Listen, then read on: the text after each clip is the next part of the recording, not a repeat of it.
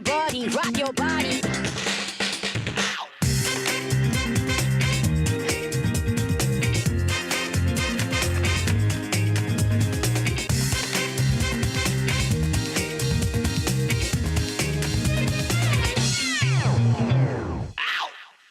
La petite histoire, c'est celle d'un Tourangeau de 30 ans qui collectionne, depuis son adolescence, les lettres des soldats alliés. Il sort aujourd'hui son premier livre, Till Victory, l'histoire de la Seconde Guerre mondiale, racontée à travers la correspondance des soldats. On va passer maintenant à la petite histoire et cette semaine, c'est celle de Clément Horvat. Voilà ce que vous écrivez en fait pour vous présenter. Je fais toujours des recherches pour présenter nos invités, mais là, c'est tout cuit. Je ne suis ni historien, ni même écrivain, seulement un passionné qui cherche à honorer ceux qui se sont battus pour notre liberté. Résultat, vous sortez votre premier bouquin. Ça s'appelle Till Victory, c'est publié chez Sud-Ouest. Ça sort Ouest France, pardon, le 10 octobre. Dans ce livre, en fait, on suit...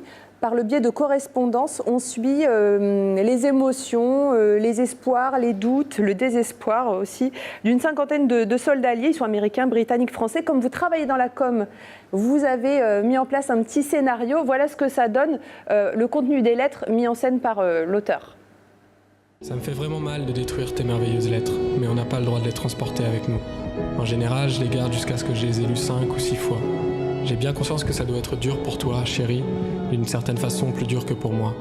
Je pourrais te dire de ne pas t'inquiéter, mais tu le feras quand même. Je pourrais te dire que je ne suis pas réellement au combat, mais je pense que c'est mieux de dire la vérité. Tout ce que je peux te dire, chérie, c'est de garder la foi et prier pour que tout se passe comme nous le voulons. Alors finalement, Clément, cette lettre, donc c'est Gunther, c'est un Britannique, c'est ça ? Non, c'est un Allemand. Il est né en Allemagne, il s'est engagé dans l'armée américaine et il a libéré sa ville de naissance, enfin libéré... Voilà, c'était l'Allemagne. Et ce qui est intéressant, c'est que sa femme est toujours en vie aujourd'hui. C'est une femme adorable qui envoie des emails à 97 ans. Très drôle. Alors, tout commence en fait par une immense collecte. Comment on réussit ? Parce que chez vous, alors là j'ai un exemplaire, vous nous l'avez confié parce qu'on ne voit peut-être pas très bien à l'antenne, mais cette lettre fait partie de centaines de lettres dont vous disposez, des lettres que vous êtes allé glaner à droite à gauche. Vous passez une bonne partie de votre adolescence à récupérer des lettres des Alliés. Comment ça se passe ? Ça s'achète, ça s'échange, ça se... Alors, j'ai commencé comme tous les collectionneurs par les vides-greniers, les brocantes. Ouais, vous nous avez apporté quelques exemplaires. Voilà. Il y a ce casque, par exemple, qui a une grande histoire. C'est avant tout des objets, hein, comme tout le monde. On commence par le casque américain, comme celui-là, qui est l'emblématique de la Seconde Guerre mondiale. Mais j'ai toujours été intéressé par l'histoire qu'il y avait derrière. Celui-là, en l'occurrence, a été trouvé en Allemagne, près d'une base. Et j'ai retrouvé, parce qu'il y a un nom à l'intérieur dans la nuquière, j'ai retrouvé sa famille. Malheureusement, le soldat est décédé quelques mois avant que je retrouve sa famille. Donc, c'est un casque qui a une histoire. Il a des bosses, il a des griffures, mais on ne saura jamais laquelle. Alors, c'est très frustrant pour moi. Donc, c'est pour ça que rapidement, je l'ai acheté il y a 10 ans, j'ai commencé à collectionner des lettres qui racontaient une histoire. Et voilà, c'est beaucoup plus riche, beaucoup plus intéressant. Mais comment, voilà, quand on les collectionne, comment ça se passe ? C'est-à-dire, ça se vend, vous allez dans les archives qu'est-ce que vous cherchez quoi comme type de lettres ? Parce qu'il y avait beaucoup de censure. On le sait, finalement, vous voulez trouver des pépites. Il y a des lettres comme ça qui arrivent à passer hors circuit ? En fait, ce qu'il faut savoir, c'est qu'aujourd'hui, il y a des centaines, voire des milliers de vétérans qui décèdent chaque jour. C'est parce qu'ils sont tous dans leur... voilà, ils ont 90 ans, plus. C'est des lettres qui finissent dans les greniers, dont les gens se séparent. On en trouve énormément sur eBay, par exemple. Qu'est-ce qu'elles racontent, en fait, ces lettres ? Par exemple, si vous deviez en citer une qui vous a marqué, peut-être qui vous a fait pleurer aussi, parce que vous entrez dans l'intimité des gens, finalement. Qu'est-ce que vous cherchez ? C'est vrai que la plupart ne sont pas intéressantes, parce qu'il y avait la censure, ils n'avaient pas le droit de dire ce qu'ils faisaient. Mais de temps en temps, il y avait un officier qui commençait... Voilà, les censeurs, ils faisaient parfois leur boulot un peu en diagonale. Ils écrivent à leurs parents, à leurs amoureuses. Il y a un moment où ils ont tellement subi qu'ils ont besoin de se livrer. Et c'est des lettres comme ça qui, de temps en temps, c'est 1 sur 100, même moins, qui... est incroyable parce qu'il raconte tout ce qu'il vit, le quotidien sur le front, les copains qui meurent. C'est extrêmement prenant et souvent, c'est les dernières lettres qu'ils aient jamais écrites. Pourquoi vous avez décidé comme ça? Parce que c'est une partie de leur intimité, de leur vie personnelle, et jamais à un moment ils se disent que dans plusieurs dizaines et dizaines d'années, un jeune Tourangeau va publier leurs lettres.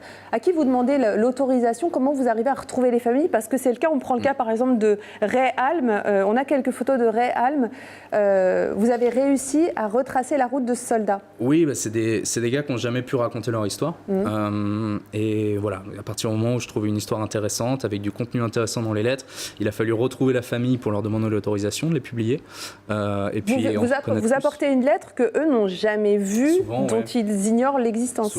J'ai souvent été pris pour un escroc, un menteur. Qu'est-ce que c'est, ce petit Français qui me contacte? Alors c'était qui Ray Halm? Vous réussissez à retrouver sa famille? Alors Ray Halm, c'était la première famille que j'ai retrouvée. C'était un ranger qui a débarqué sur Omaha Beach.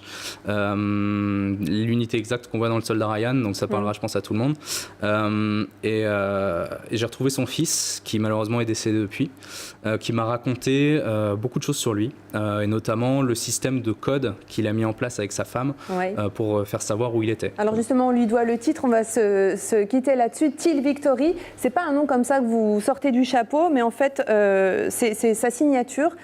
Il signait ses lettres de différentes manières et c'était une sorte de langage codé, racontez-nous. Oui, il utilisait différentes signatures en fonction de l'endroit où il se trouvait pour pouvoir faire savoir à sa femme Audrey où il était. Et Till Victory, ça voulait dire qu'il allait rentrer en Allemagne.